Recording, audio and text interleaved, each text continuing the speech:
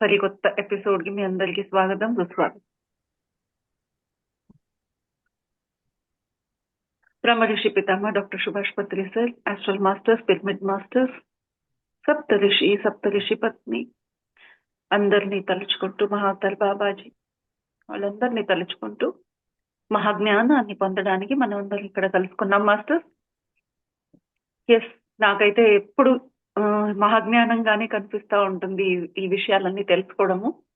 And అనస్తాష చెప్పబోయే విషయాలైతే నిజంగానే ప్రతి మాట చాలా విలువైన మాట.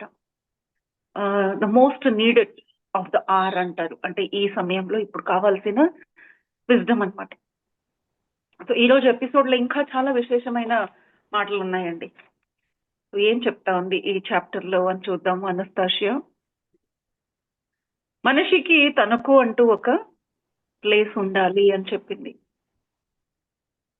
ఆ ప్లేస్ లో ఎలా జీవించాలి, ఎలా కట్టుకోవాలి అనే విషయం ఈరోజు డీటెయిల్ గా చెప్తా ఉందండి. ఇది ఊరికి కథ కాదు, మనకు కంప్లీట్ హ్యాండ్ బుక్ అనొచ్చు. సో వ్లాడిమిర్ అంటున్నారు, ఓకే, ఫస్ట్ ఆఫ్ ఆల్ మనకి ఇలాంటి ఒక ప్లేస్ అంటే ఒక హెక్టర్ భూమి, ప్రతి మనిషికి ఒక హెక్టర్ భూమి అనమాట. అలాంటి ఒక హెక్టర్ భూమి మనకు దొరికినప్పుడు ముందుగా ఏం చేస్తామండి, మన ప్లాట్ అని వచ్చేసరికి ఫస్ట్ వేసుకునేది ఒక కాంపౌండ్ వాల్. సో మన వ్లాడిమిర్ కూడా అదే ఆలోచన వస్తుంది. ఓ first first first wall, compound wall అంటున్నాడు. ఎందుకంటే అక్కడ ఏదైనా కట్టుకోవాలని మనం రా మెటీరియల్స్ తెచ్చి పెట్టుకుంటే ఎవరైనా దొంగలిస్తే, ఏదైనా తీసుకెళ్తే ఆ ఆలోచన కదండి. సో ఇక్కడ అలా చెప్పేసరికి అనస్తాష నవ్వుకుంటా ఉంది. ఎక్కడో ఊరు బయట మీరు కట్టబోతున్నారు, అందరూ అలాగే కడుతూ ఉంటారు. ఫస్ట్ థింగ్ అలాంటి ఆలోచన రాదు. వచ్చినా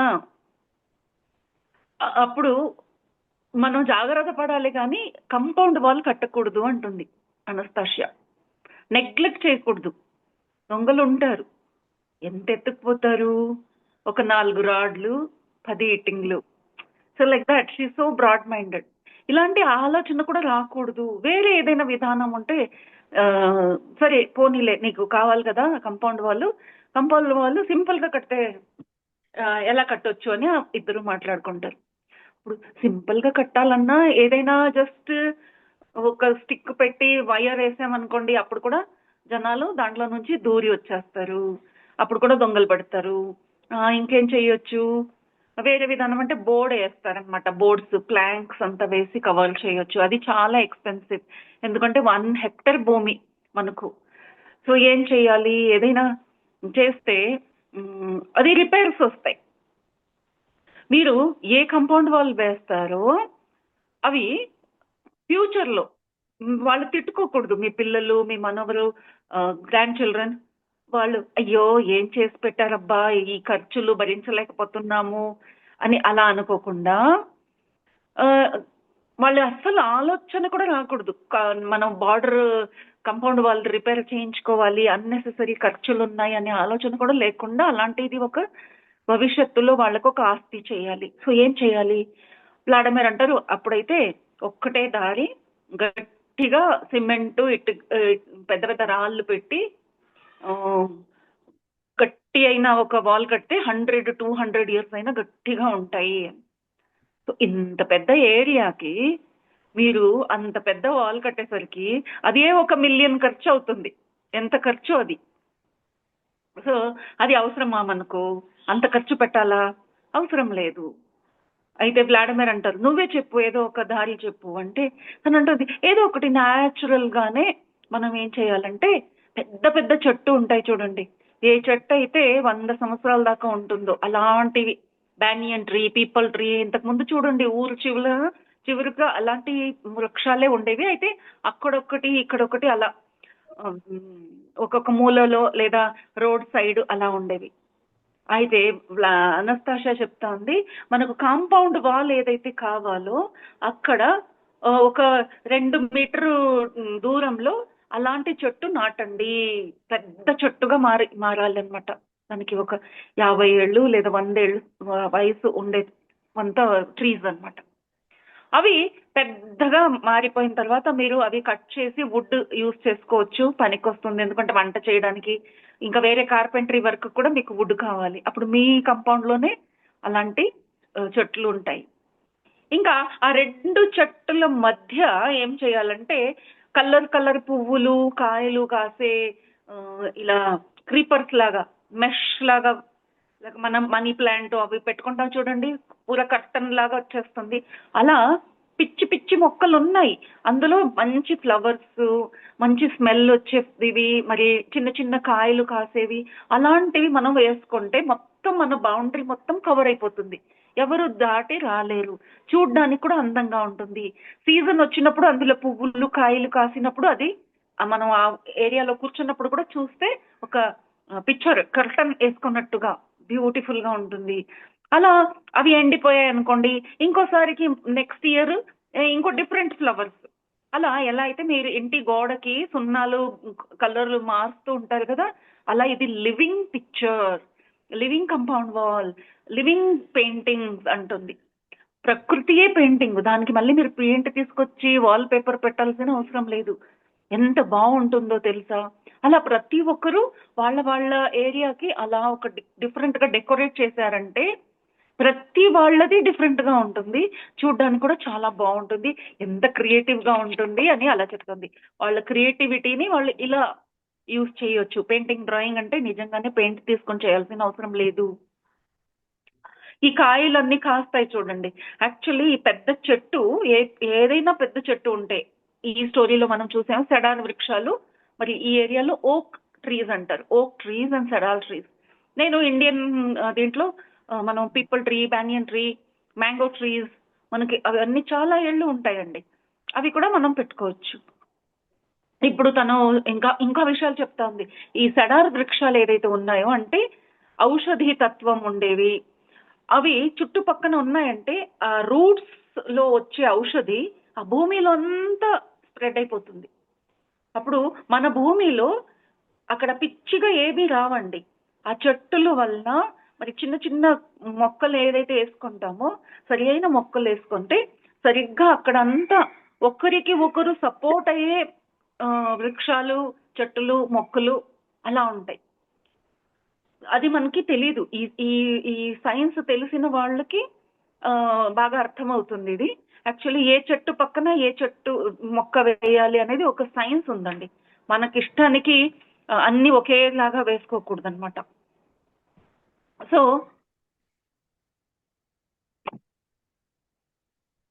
ఇక్కడ తను అది అంటా ఉంది, ఇలా చేస్తే పురుగులు రా కొన్ని పురుగులే వస్తాయి. ఏది మంచి పురుగులు ఉంటాయి అవే వస్తాయి.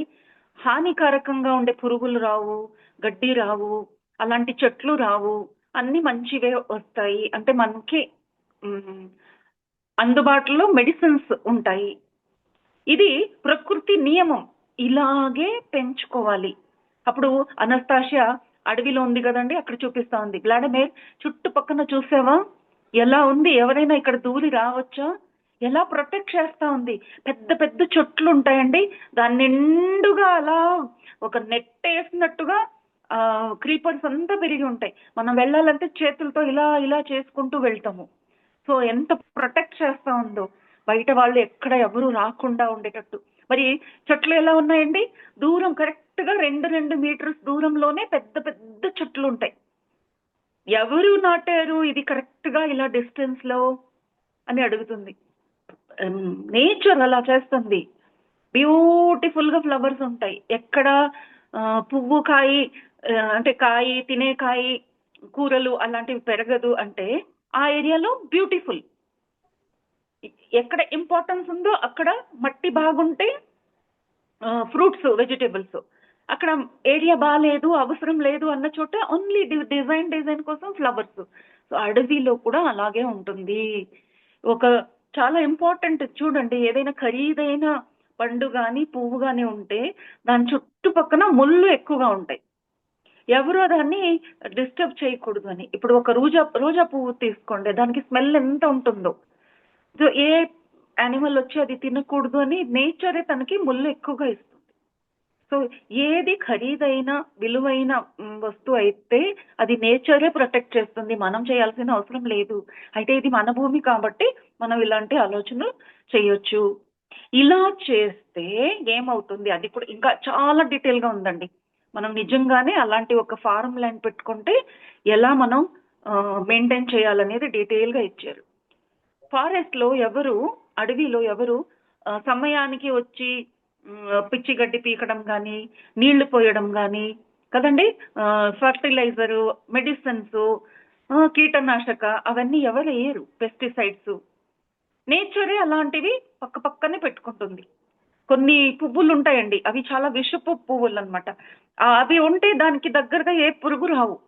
అవి యాక్చువల్లీ పక్కన ఉండే ఫ్లవర్ గాని అక్కడ ఉండే చెట్టుని ప్రొటెక్ట్ చేస్తాం.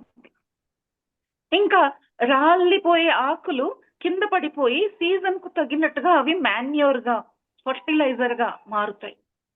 మనం ఏం చేస్తామండి, మనకు క్లీన్ అంటే ఈవెన్ అడవిలోకి వెళ్ళి మనం చీపురు కట్ట తీసుకెళ్ళిపోతాం. అడవిలో మరి పొలాల్లో ఇది అవసరం లేదు.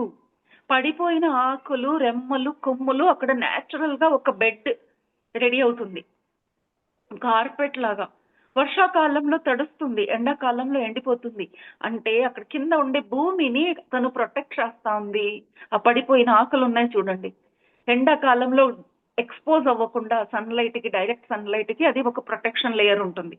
ఆకులు పడి ఉంటాయి, ఎండిపోయిన ఆకులు. మనకంతా చూస్తే ఏంటో డర్టీగా ఉంది అలా అనిపిస్తుంది, కానీ అది నేచురల్ వే ఆఫ్ ప్రొటెక్షన్. అదే సీజన్ వచ్చినప్పుడు అవి తడిచిపోయినప్పుడు అక్కడ ఉండే ప్లాంట్స్ కి కంటిన్యూస్ గా ఆ సమయంలో వాటర్, ఫుడ్ అవి ఇవ్వడం అనమాట. అక్కడ వచ్చే మాస్ అని ఏదైతే ఉంటుందో, మాస్ అంటే ఫంగస్ లాగా వస్తుంది చూడండి, అవి కూడా క్రిమి, అవి రూట్స్ లోకి వెళ్ళి అక్కడ నైట్రోజన్ ఇవ్వడము అలాంటి పని చేస్తుంది అనమాట. సో ఇది ఒక సైన్స్, ఇది తెలుసుకో. అగ్రికల్చర్ వాళ్ళకి ఇవి తెలుసండి. సో ఆ విషయాలు కూడా ఇక్కడ చాలా చెప్తా ఉంది. ఇంకా ఎలాంటి, this is called living fence అంటుంది. ఫెన్సింగ్ అంటే లివింగ్ ఫెన్సింగ్, బతికి ఉండే ఒక ఊపిరి ఆడే ఒక ఫెన్సింగ్. ఇంకా మీరు ఏదైతే టమాటోలు, కుకుంబర్స్, పొటాటోలు వేసుకుంటారో అక్కడ ఆడవాళ్ళకి కంటిన్యూస్ గా ఒక పని అనమాట. మనం రైతులు ఏమిటండి, ఒక్కసారి పైరు వేసి కూర్చుంటారు, అయ్యో పాపం అందుకే రైతు పేదవాడు, ఒక్కసారి ఆ పంట వచ్చిందంటే సరి, లేదంటే అంత వేస్టే, సంవత్సరం అంతా ఖాళీ, అలాంటి మాటలు మాట్లాడతాం. అయితే నిజంగానే కొంచెం కామన్ సెన్స్ యూజ్ చేస్తే కంటిన్యూస్ గా అది యూటిలైజ్ అయ్యేటట్టే ఆ భూమిని వర్కౌట్ చేస్తూ ఉండాలి. ఇప్పుడు ఇక్కడ టమాటో, కుకుంబర్ అని రాశారండి, అంటే మనం కూడా అది చేయొచ్చు అనుకోండి. టమాటో, కుకుంబర్ ఎప్పుడు సంవత్సరం పూర్తి వస్తుంది. అవి కావాల్సిన కాయని వంటకి యూజ్ చేసుకుంటూ వేరే టైంలో ఊరగాయలు, పిక్కుల్స్, సాస్, జామ్ అలాంటివి చేయాలి. సో ఎప్పుడు మనం బిజీగానే ఉంటాం, అండ్ ఆ ఒక్క పంటతోనే మనకు ఎంతో లాభం దొరుకుతుంది. ఇప్పుడు మనం ఎక్కడో ఒక ఫార్మ్ హౌస్ చేసుకుని ఉండండి అంటే పేదరికంలో ఉండండి, కష్టపడుతూ ఉండండి అని కాదు. ఇన్నోవేటివ్ ఐడియాస్తో ఇంకా డబ్బు సంపాదిస్తూ మరి మీరు ఇంత చక్కగా న్యాచురల్ గా, ఆర్గానిక్ గా ఇవన్నీ పెంచుకుంటే మీకు మార్కెట్లో కూడా మంచి డిమాండ్ ఉందండి. ఆర్గానిక్ ఫుడ్ కి మనకు అందరికీ తెలుసు, ఈరోజు మార్కెట్లో వాళ్ళు ఆర్గానిక్ అని అమ్మితే మనం ఒక 10 రూపాయలు ఎక్కువ ఇవ్వడానికి కూడా ఆలోచించము. అలాంటిది సెడార్ వృక్షాలు చుట్టుపక్కన ఉండే ఏరియా అంటే ఇంకా హెల్దీ అండ్ ఇంకా పవర్ఫుల్ ఎనర్జీ ఉండే ఒక ఫుడ్. సో ఈ రోజు మార్కెట్లో రష్యా నుంచి వచ్చిన ఫ్రూట్స్, వెజిటేబుల్స్ కి చాలా డిమాండ్ ఉందంట. సో అలా వీళ్ళు ఇంకా బిజినెస్ ని డెవలప్ చేయొచ్చు. ఆడవాళ్ళకి కూడా పని ఉంది, పిల్లలకి కూడా పని ఉంది. మనం ఎందుకు పేదవాళ్ళం అవుతాము, మనం సెల్ఫ్ సఫిషియెంట్ అంతే కాదు, మనం ఎంత తింటామండి ఊరగాయ వేసుకుంటే, అబ్బబ్బా మహా అంటే 2 కిలోస్ ఊరగాయ ఒక మనిషి ఫ్యామిలీలో తినొచ్చు. మీరు అలా ఒక 100 కేజీ కాయలు వచ్చాయనుకోండి, చక్కగా ఊరగాయ పెట్టి మీరు బిజినెస్ చేసుకోవచ్చు. సో అనస్తాషియా చెప్పింది, వ్లాడిమిర్ ప్రతిదీ బిగినింగ్ నుంచే ప్లాన్ చేసుకొని చేస్తే మీరు ఎంచక్క అర్నింగ్ చేసుకుంటారు. వ్లాడిమిర్ అంటారు, అమ్మ బాబా ఇంత పని చేసే అలవాటు ఇప్పుడు మనకుందా? ఇంత పాతకాలంలో అయితే చేసేవారు, ఇప్పుడు ఎవరికి ఉంది? అప్పుడైతే ఎంతమంది నౌకర్లు కావాల్సి వస్తుంది అంటే, నో నో సర్వెంట్. ఇక్కడ సర్వెంట్ అంటేనే నేను రాజుని, వేరే వాళ్ళు పేదవాళ్ళు. అయితే ఇక్కడ పేదవాళ్ళు లేరుగా, అందరికీ ల్యాండ్ ఉంది, గవర్నమెంట్ తో అందరికి ల్యాండ్ దొరుకుతుంది, అందరూ వాళ్ళ ప్లేస్ ఈ పని చేయాలి. అయితే ఒకవేళ మీకు పెద్ద ల్యాండ్ ఉంది, చాలా పంట బాగా వచ్చేసింది, పని ఎక్కువగా ఉందంటే అప్పుడు మీరు పక్క ఫార్మ్ హౌస్ వాళ్ళకి వెళ్ళి హెల్ప్ అడగాలి. అయ్యా, ఈసారి నా పంట చాలా బాగా వచ్చింది, టైం లేదు, చేసేవాళ్ళు తక్కువ మంది ఉన్నాము, వచ్చి మాకు హెల్ప్ చేయండి అని. ఈ కూలీ పని చేయడము, సర్వెంట్ కావాలనుకోవడము, హెల్ప్ కావాలనుకోవడము చాలా తప్పండి. మనం డబ్బు కోసం చేయకూడదు ఈ పని. సో అయితే ఎవరు చేస్తారు? డబ్బు కోసం చేయకూడదంటే ఎవరు వచ్చి చేస్తారు అంటే, ఆనందంగా వచ్చి మీకు సహాయం చేసే వాళ్ళనే మీరు అడగాలి. వాళ్ళని మీరు ఎంత బాగా చూసుకోవాలంటే, మీ ఇంటి వాళ్ళు అన్నట్టుగా వాళ్ళని చక్కగా ఎన్ని రోజులు ఆ పని ఉంటుందో అన్ని రోజులు వాళ్ళనే కాదు, వాళ్ళ ఫ్యామిలీ వాళ్ళని కూడా మీరు బాగా చూసుకోవాలి. వాళ్ళకి అన్నం పెట్టాలి, వీళ్ళకి అన్నం పెట్టాలి, వాళ్ళ ఇంట్లో ఎవరికైనా ఒంట్లో బాగాలేదు అంటే వాళ్ళని చూసుకోవాలి. ఎందుకంటే వాళ్ళొచ్చి మీ వాళ్ళు లాగానే మీ పని చేస్తున్నారు కదా, అప్పుడు ఆ ఫ్యామిలీ మొత్తం మీ ఫ్యామిలీయే. So you have to treat their family as your family, take care of them. వాళ్ళకి పని ఉన్నప్పుడు మీరు వెళ్ళి అక్కడ చేయాలి, మీ ఇంకో పని ఉన్నప్పుడు వాళ్ళు ఇటు వచ్చి చేస్తారు. అలా మనం ఒకరికొకరు చేసుకుంటూ వెళ్ళాలి. డబ్బు కోసం అనేది పెట్టుకోకూడదు. సో సర్వీస్ అంటే ఇక్కడ not servants. So so fertiliser use చేయకూడదు, కెమికల్స్ యూజ్ చేయకూడదు, ఇలాంటివి చాలా విషయాలు చెప్తున్నారు. సో ఫర్టిలైజర్ కోసం ఇప్పుడు చెప్పాను కదండి, తనంత తనే ఆకులు రాలి పడతాయి, అదే ఫర్టిలైజర్ గా మారుతుంది. అక్కడ మనకు వీళ్ళైతే ఆవులు గేదెలు పెట్టుకోరు కదండి, పిగ్స్ అండ్ అదర్ యానిమల్స్ పెట్టుకుంటారు. దాంతోనే వాళ్ళు కాంపోస్ట్ రెడీ చేస్తారు. మనం ఆవులు గేదెలు పెట్టుకొని మనం కాంపోస్ట్ ఫర్టిలైజర్ తయారు చేయొచ్చు. సో ఇంకా ఈ చాప్టర్ లో నిజంగానే ఎక్కడైతే ఇలాంటి ఒక అగ్రికల్చర్ చేస్తున్నారో, ఏ ఫార్మ్ హౌస్ ఉన్నాయో అవి కొన్ని ఫొటోస్ ఉన్నాయండి. అయితే క్లియర్ గా లేవు, జెరాక్స్ చేసి తీసుకున్నాను నేను, సో క్లియర్ గా లేవు, షేర్ చేయలేను అనమాట.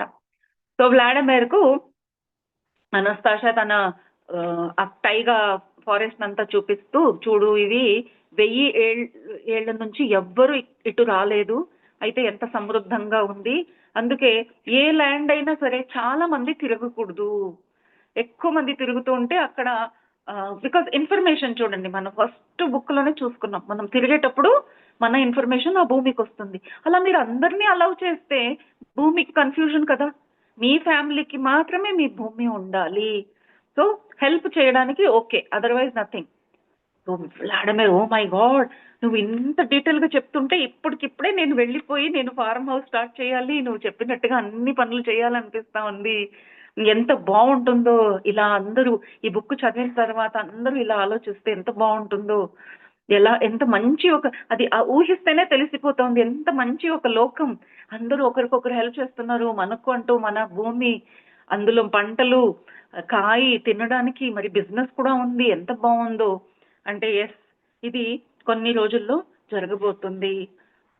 Also you can have pets, ఆ క్లైమేట్ కి తగినట్టుగా మీరు యానిమల్స్ కూడా పెట్టుకోవచ్చు, డక్స్, చికెన్స్, పిగ్స్, హార్స్, అలా ఏదైనా సరే పెట్టుకోవచ్చు కదండి. సో ఇంకా మరి తను చెప్తోంది, ఒక ఎగ్జాంపుల్ చెప్పు, కొన్ని ఎగ్జాంపుల్స్ చెప్పు, నాకు కూడా ఇది ప్రాక్టికల్ గా చేయాలని ఉంది అని. సో అప్పుడు అనస్తాషా అంటోంది, ఇది దేవుడు యాక్చువల్లీ అంటే సృష్టికర్త అండి, ఇక్కడ దేవుడు అంటే తను ఇక్కడ గాడ్ అనే చెప్తా ఉంది, నేను సృష్టికర్త అనే పదం వాడుతున్నాను. సో సృష్టికర్త ఎప్పుడైతే ఈ భూమిని సృష్టించాడో, మనం అది కూడా చూసాం కదండి, అంత సృష్టి జరిగిందంతా మనిషి కోసమే. సో అలాంటి ప్రదేశంలో మనిషి ఉన్నాడంటే ఆ మనిషి చాలా ఆనందంగా ఉంటాడు, ఆ సృష్టి చేసిన వాడికి కూడా కావాల్సింది అదే, నేను సృష్టించిన మనిషి ఇలాంటి అట్మాస్ఫియర్ లో ఉండాలి. ఎలా అయితే తండ్రి బిడ్డల్ని చూస్తారు కదా, వెల్ సెటిల్డ్, మంచిగా ఉన్నారబ్బా అంటే హ్యాపీగా ఫీల్ అవుతారు కదా, అలా మీరు ఇలా జీవిస్తే ఆ దేవుడికి చాలా హ్యాపీగా ఉంటుంది, ఆయనకి కావాల్సిందా అదే. ఎందుకంటే నువ్వు మనిషివి, నీ సోల్ హ్యాపీనెస్ ఎక్కడుందో తనకు తెలుసు. నువ్వు ఇలా ఉంటేనే నువ్వు మాత్రం కాదు, ఈ భూమి మొత్తం ప్రొటెక్ట్ అయిపోతుంది. మనం ఇక్కడ మనిషి కోసం మనిషి కోసం మనిషి కోసం అనుకుంటున్నాం, కానీ ఇలా చేస్తే భూమియే ప్రొటెక్షన్ అయిపోతుంది. భూమి ప్రొటెక్ట్ అయిందంటే దీని చుట్టుపక్కన ఉండే అట్మాస్ఫియర్ లో ఉండే వేరే ఏదైనా లోకాలు ఉన్నాయనుకోండి, అవి కూడా అఫెక్ట్ అవుతాయి. మనం మాత్రం కాదు ఇక్కడ ఉండేది. We are all connected. కన్నుకి కాలుకి ఏది సంబంధం లేదనుకుంటున్నారా? కళ్ళు చూసుకోకుండా ఏదైనా గుద్దితే కాలుకి నొప్పి అవుతుందండి. కాలుకి తగులుతుంది. అలా ఎంత దూరం ఉన్నా మనకు సంబంధం ఉంది. అండ్ దెబ్బ తగులుతుంది, నొప్పి అవుతుంది, అప్పుడు కళ్ళ నుంచే నీళ్ళు వస్తాయి. సో అలా we are all connected, be it any universe. So తను అదే చాలా చాలా బాగా చెప్తుందండి ఇక్కడ. మీరు అంటారు, ఇంత ఆనందకరంగా జీవించొచ్చా ఒక రైతు? అలా అయితే ఎందుకు మన రైతు ఇంత సాడ్ గా ఉన్నాడు? ఈ రోజు భూమి పైన ఎవరు అందరికన్నా పేదవాడు, అందరికన్నా saddest person, weakest person and poorest person అంటే రైతు. ఎందుకు అని అడుగుతున్నారు. అప్పుడు బికాజ్ సీక్రెట్ అంతా ఓపెన్ సీక్రెటే కదండి. ఒక రైతు తను చేయాల్సింది చేయటం లేదు. తను డబ్బు కోసం ఆశపడి కొన్ని విషయాలు అలా స్టెప్స్ ని వాడుతున్నాడు. పెస్టిసైడ్ అంటే కెమికల్ వేస్తే మంచి పంట వస్తుంది అని ఎవరో చెప్తే ఆలోచించకుండా మనం పెస్టిసైడ్ స్టార్ట్ చేసాము. ఈ రోజు కాయ కోసి మీరు ఒక కెమికల్లో డిప్ చేసి అమ్మినారంటే అది షెల్ఫ్ లైఫ్ ఎక్కువగా ఉంటుంది, మీరు ఎన్ని రోజులైనా అది పెట్టుకోవచ్చు అని ఎవడో చెప్పేశాడు. ఇంకప్పటి నుంచి అందరూ అదే పనిగా పండు కాయ వస్తే ఇంకా కాయగా ఉన్నప్పుడే అవి తీసుకెళ్లి కెమికల్లో నింపి దానికి ఇంజెక్షన్స్ పెట్టి చేస్తున్నాడు. ఎందుకు? డబ్బు. ఎప్పుడైతే ఈ రైతు డబ్బు కోసం చేయడం మొదలెట్టాడో అప్పటి నుంచి నేచర్ సపోర్ట్ చేయడం మానేసింది. ఎందుకంటే తను చేసేది నేచర్కి హాని చేస్తున్నాడు. సో ఎలా అక్కడ మంచి జరుగుతుంది? తనకు అసలు మంచి జరగదు. సో అందుకే ఈరోజు భూమి, రైతు ఎండిపోతున్నాడు, అలాగే భూమి కూడా తన ఫర్టిలిటీని పోగొట్టుకుంటా ఉంది. అందుకే we are having more barren land. Barren land అంటే ఈ రోజు మీరు కొంచెం పల్లెటూరు వైపు వెళ్తే ఖాళీగా ఉంటాయండి. మనం అనుకుంటాం ఇంత పెద్ద పెద్ద ల్యాండ్ ఉంది కదా, మరి వీళ్ళు ఎందుకు పంటలు పండుకోలేదు అంటే ఎందుకంటే ఆ భూమిలో ఉండే శక్తి అయిపోయింది. కొన్ని పంటలు వేసుకున్న తర్వాత దానికి సపోర్టింగ్ పంటలు వేసుకోవాలండి కంటిన్యూస్గా. మనం స్కూల్లో కూడా వినుంటాము, చదివి ఉంటాము, మర్చిపోయాము అంతేగాని ఒకే క్రాప్ కంటిన్యూస్గా వేయరండి. 1 year ఒక క్రాప్ అయితే అప్పుడు ఆ క్రాప్కు కావాల్సిన మినరల్స్ అది తీసుకుంటుంది. సో ఆల్రెడీ అక్కడ ఆ మట్టిలో ఆ మినరల్స్ తగ్గిపోయినట్టు. నెక్స్ట్ క్రాప్ వేసినప్పుడు ఆ మినరల్స్ అవసరం లేని ప్లాంట్ వేసుకోవాలి. అప్పుడు కూడా మీరు అదే మినరల్ కావాల్సిన ప్లాంట్ వేసారంటే ఇంకా ఆ మినరల్ని యూజ్ చేసేస్తుంది అనమాట.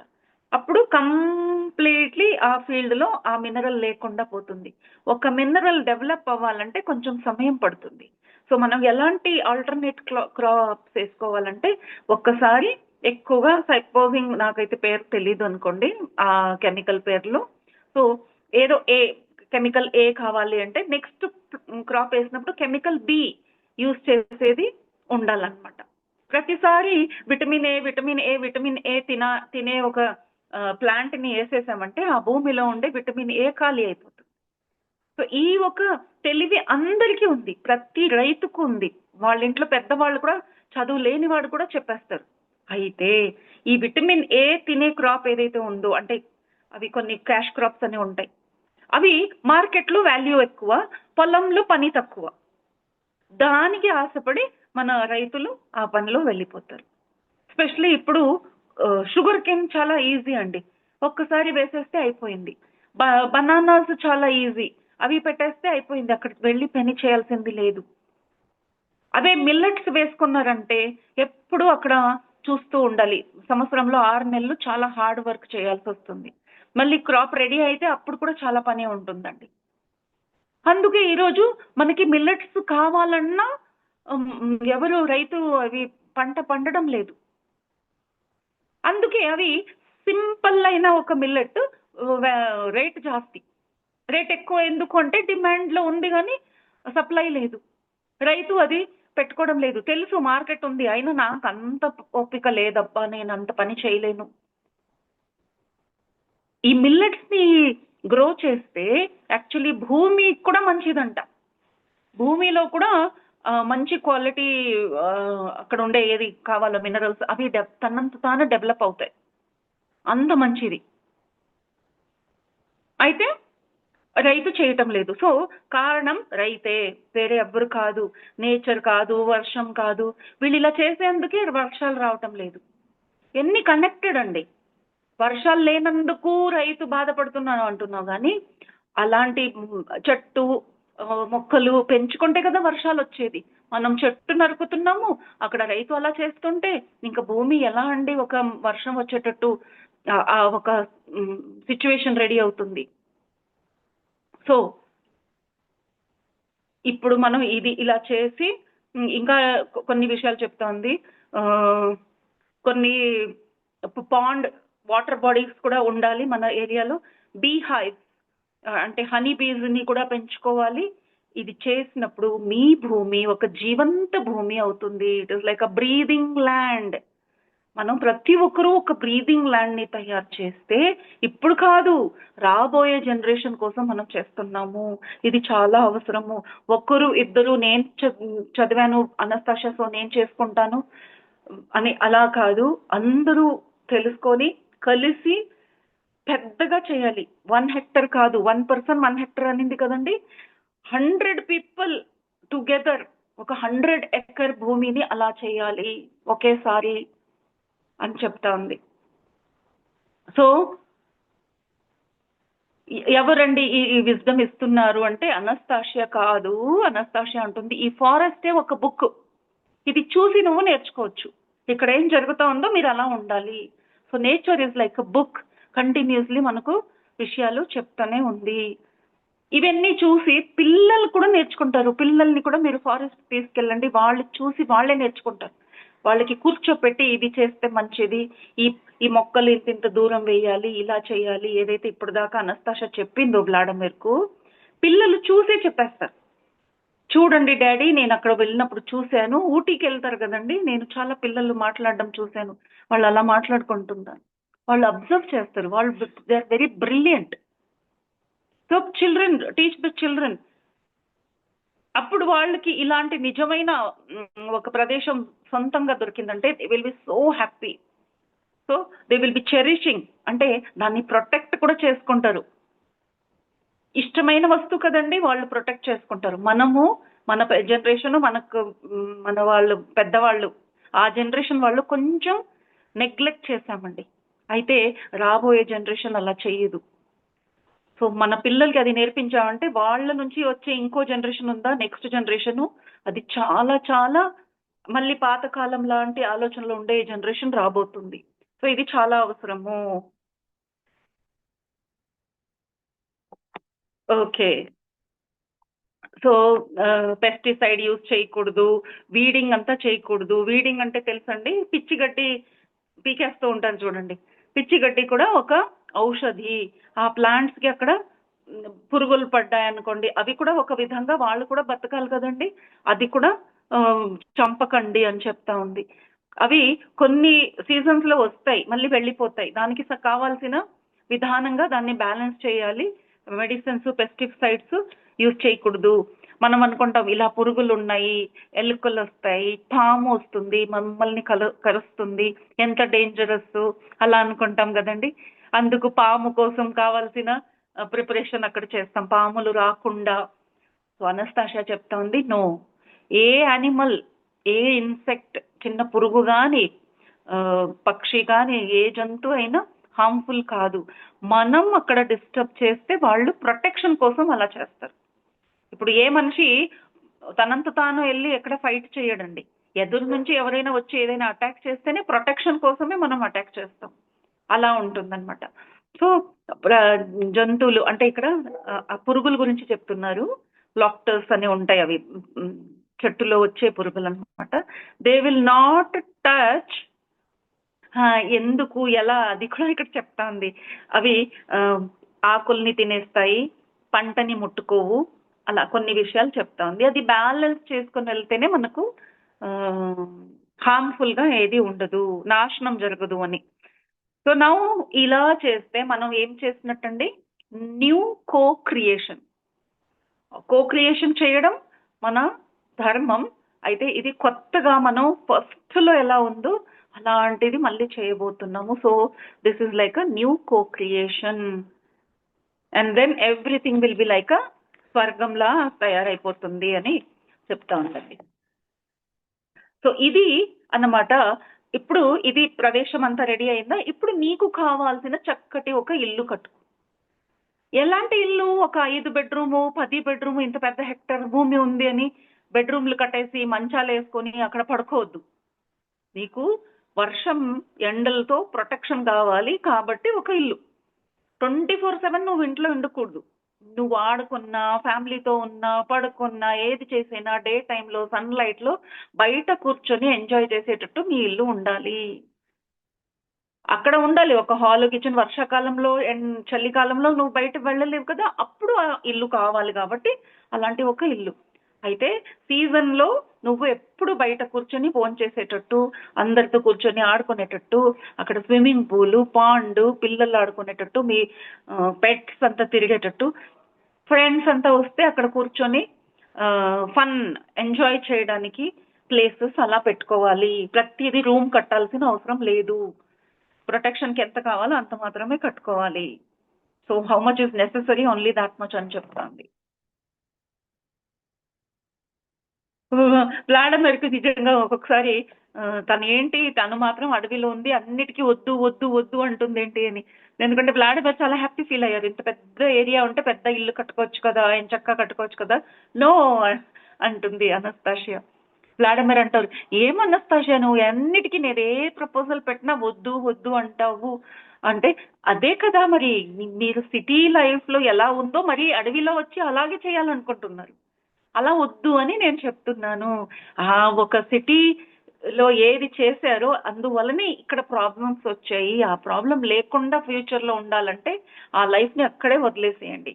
ఎవరికి వీలు కాదో వాళ్ళు వచ్చి ఇక్కడ ఉండొద్దు. సో అందరూ మారాలి అనేది లేదండి. ఎవరికైతే ఏ విషయం ఇష్టం అవుతుందో, అంటే తను చెప్తుంది మనసుతో ఉంటేనే ఈ పని చేయండి, మనసులో రావాలి, హోల్ హార్టెడ్లీ అంటా ఉంది. మీకు చాలా ఎక్సైట్మెంట్ ఉంది ఈ మాటలు విన్న తర్వాత, ఎంత బాగుందో ఐడియా అలా అనిపిస్తేనే మీరు వెళ్ళాలి. అదర్వైజ్ మీరు సిటీలోనే ఉండండి. లేకపోతే మీరు సిటీ నుంచి ఇక్కడికి వచ్చి దీన్ని కూడా మీరు సిటీలో మార్చేస్తారు. అప్పుడు ఏ నరకంలో నుంచి మీరు పారిపోయి ఇక్కడికి వచ్చారో ఇక్కడ కూడా నరకాన్ని సృష్టిస్తారు. అలాంటి వాళ్ళు రావద్దు, మీరు సిటీలోనే ఉండండి. సో ఇక్కడ ఒక ఇల్లు కాదు, దీన్ని కట్టేయింది ఇల్లు కాదు, జస్ట్ ఫ్యామిలీ హోమ్ ఏదైతే ఉందో. House is building, home is where people heart live. So ఈ హోమ్ ఎలా ఉంటుంది అంటే, ఎక్కడికి వస్తే పిల్లలకి చాలా హ్యాపీ ఫీల్ అవుతుంది, ఫ్యామిలీ మెంబర్స్ చాలా రిలాక్స్ ఫీల్ అవుతారు. అలిసిపోయి ఊరంతా తిరిగి సిటీలో పని చేసి అలిసిపోయి ఇక్కడికి వస్తే వాళ్ళకి రిలాక్స్డ్ గా ఉండాలి అండ్ లవ్ ఫీల్ అవ్వాలి. అలాంటి ఒక అట్మాస్ఫియర్ క్రియేట్ చేయాలి ఇక్కడ. So it will be space of love. And వాళ్ళ ఆడమరిజం ఓకే ఓకే నాకు ఇప్పుడు అర్థమైపోయింది నువ్వు ఎలా ఇది ప్లాన్ చేసావు, నేను అందుకే అక్కడ ఉండేది ఇక్కడ చేయాలి అనుకున్నాను, నేను అనుకున్నదే తప్పు అని ఒప్పుకుంటారనమాట. నువ్వు అనింది కరెక్ట్, ఇక్కడ వేరేగానే ఉండాలి. అదర్వైజ్ ఇక్కడికి ఎందుకు వస్తాము? అక్కడ ఉంటే సేమ్ ఇక్కడే ఉంది అనుకోండి, ఎవరు వస్తారండి? అలా వెళ్ళరు కదా. ఓ ఇది ఎంత బాగుంది అని ఇక్కడ డిఫరెంట్ గా ఉంటేనే వస్తాము. ఇది చాలా బాగుంది, ఖచ్చితంగా నేను వెంటనే వెళ్ళి ఇది బుక్ రాయాలి, అందరు ఇది తెలుసుకొని వెంటనే ఇలా ఒక లైఫ్ స్టైల్ డెవలప్ అవ్వాలి అని తను చాలా హ్యాపీ ఫీల్ అవుతారండి. So this is the energy of love అని చాప్టర్ పేరు అండి.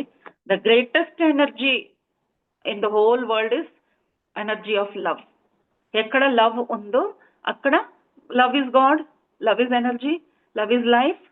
సో అన్నిటికీ లవ్ ఏ సపోర్టింగ్. సో ఇలాంటి ఒక బ్యూటిఫుల్ ప్లేస్ ని సృష్టి చేశామంటే చూడండి, ఎక్కడైతే లవ్ ఉందో ఈరోజు ఏ ప్రాబ్లమ్స్ నుంచి మనం పారిపోతున్నామో అవి లేకుండా పోతాయి. ఏముందండి ప్రాబ్లం? ప్రాబ్లం నెంబర్ 1,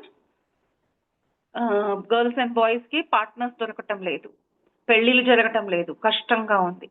ఎందుకంటే బాయ్‌కి కంపాటిబిలిటీ లేదు. ఆ ఫీల్ రావటం లేదు. ఒకళ్ళని చూస్తే నువ్వే పాత సినిమాలు చూడండి, కళ్ళల్లో కళ్ళు పెడితే వాళ్ళు they would fall in love and లైఫ్‌లో ముసలోళ్ళు అయ్యేదాకా పార్ట్నర్స్ ఉండేవారు. ఇప్పుడు కలిసి లివ్ ఇన్ రిలేషన్‌లో ఉన్నా కూడా ఎందుకండి పెళ్లి చేసుకోవటం లేదు? ఎందుకు లివ్ ఇన్‌లో ఉన్నారంటే గ్యారంటీ లేదండి. ఆయనకు నాకు కంపాటబుల్ ఉంటేనే పెళ్లి బావుంటుంది. ఇదేదో ఫ్రెండ్‌షిప్‌లో జరిగిపోతోంది. It's okay. అంటే లవ్ అనేది లేదు. It is adjustment relationship. దానికి పేర్లు కూడా అలా పెట్టేసారిప్పుడు. సో, ఎవరిలోనూ లవ్ లేదు. హస్బెండ్ వైఫ్‌లో బాయ్ గర్ల్‌కి లవ్ లేదు. అది వాళ్ళకి కావాల్సింది అది. అయితే కోరిక మాత్రం ఉంది.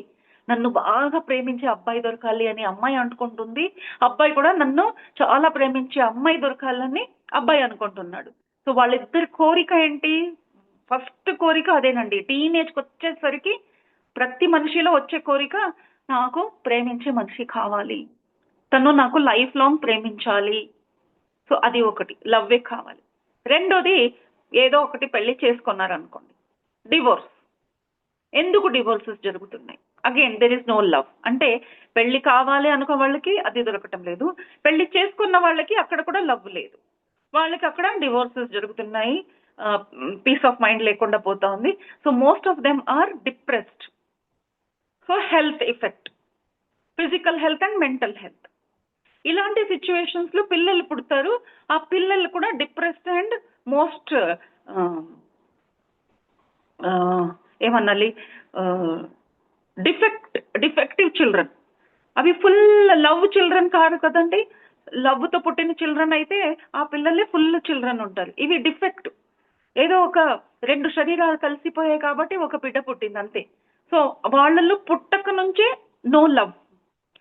చిన్న పిల్లల్ని అడగండి. అమ్మా నువ్వు నన్ను ప్రేమించవు. Daddy you don't love me. Mummy you don't love me. అంటే వాళ్ళకి లోపల నుంచి వస్తా ఉంది. వీళ్ళు నన్ను ప్రేమించడం లేదు అని. పాత కాలంలో అమ్మ, నాన్న నన్ను నాకు ప్రాణం ఇచ్చే అమ్మ, నాకు ప్రాణం ఇచ్చే నాన్న. నేను కూడా మా అమ్మ, నాన్నకి ప్రాణం ఇస్తాను. అంత లవ్ అన్నమాట. అక్కడ వాళ్ళు గిఫ్టులు ఇవ్వలేదు. వాళ్ళేమి చేయలేదు. వాళ్ళకి ఇల్లు కట్టివ్వలేదు. ఆ మట్టి ఇళ్ళలోనే ఉన్నారనుకోండి. బట్ లవ్ ఉన్నింది. ఇప్పుడు ఎక్కడా లవ్ లేదు. పుట్టిన బిడ్డ దగ్గర నుంచి టీనేజ్ వాళ్ళకు లేదు. పెళ్లి చేసుకున్న వాళ్ళకి లేదు. తర్వాత లేదు. ఇంకా విపర్యాసం అంటే ముసలోళ్ళైపోతారు కలిసి ఉంటూ. ముసలోళ్ళు కూడా ఒకళ్ళనొకళ్ళు తిట్టుకుంటూనే ఉంటారు. 50, 80, 50 ఏళ్ళయినా 90స్‌లో వచ్చినా ఇంకా ఉన్నారు. ఒకరినొకరిని తిట్టుకుంటూ లైఫ్ అంతా పాడైపోయింది. వీడితో పాటు ఉండి నాకు ఏ సుఖం లేదు. అలా మాట్లాడడానికి ఇంతకుముందు అలా అనడానికి మొహమాటం పడేవారు, సిగ్గుపడేవారు. అసలు అలాంటి థాట్ కూడా వచ్చేది కాదు. So, there was no love. ఈ ఒక 100 అండ్ 200 ఇయర్స్ అండి. It was really bad period అనాలి. చూడ్డానికి ఏదో బావుంది. డెవలప్‌మెంట్ అయింది. టెక్నాలజీ వచ్చింది అంటాం గానీ, నాట్ గుడ్ పీరియడ్. లవ్ అనేది అలా vanish. Only material thing. Anastasia భాషలో చెప్పాలంటే లైట్ వెళ్ళిపోయింది. డార్క్‌నెస్ వచ్చేసింది. Because technology is a darkness. ఎక్కడ డార్క్‌నెస్ ఉంటుందో అక్కడ లైట్ ఉండదు. లైట్ అంటే లవ్. లవ్ అంటే గాడ్. గాడ్ లేదు, లైట్ లేదు, విజ్డమ్ లేదు, రియల్ విజ్డమ్ లేదు. టెక్నాలజికల్ విజ్డమ్ ఉంది. మనం మురిసిపోతున్నాం. But that is not real wisdom. So, ఇది రియల్ విజ్డమ్ ఏదైతే ఈరోజు తెలుసుకుంటున్నామో. ఓకే. సో, లవ్ గురించి కూడా ఒక పెద్ద చాప్టర్ అండి. సో, అలా మీరు బుక్ చదివితే భలే ఉంటుందండి యాక్చువల్లీ. ఓకే. సో, ఈ రోజుకు ఇక్కడికే స్టాప్ చేద్దామండి. రేపు ఇక ముందు ఇంకా లవ్ ఎనర్జీ గురించి ఇంకా ఏది చెప్తా ఉంది అనస్తాషియా అనేది నెక్స్ట్ ఎపిసోడ్‌లో చూద్దాం. So, thank you very much Anastasia book reading ఇక్కడ చేయడానికి అవకాశం ఇచ్చినందుకు. అండ్ మీరంతా ఇంత ప్రేమగా విన్నందుకు ధ్యాన జగత్ ఛానల్‌కి, సుధాకర్ సార్‌కి హృదయపూర్వక ధన్యవాదం. ఈరోజు పవన్ కుమార్ సార్ హోస్ట్‌గా ఉన్నారు. చాలా చాలా thank you sir. And thank you. Sujatha గారు, భాను గారు అందరూ కెమెరా చేసిన వాళ్ళందరికీ, పద్మ గారందరికీ